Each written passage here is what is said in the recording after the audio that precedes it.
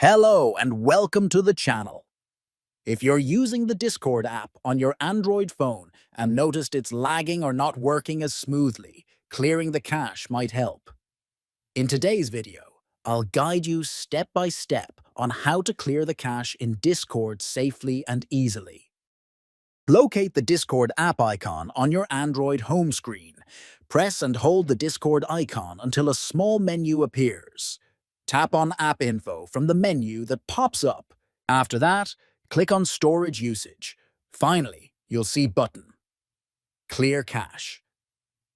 Tap on Clear Cache. This will remove temporary files without deleting your login or personal settings. That's it. Your Discord cache is now cleared.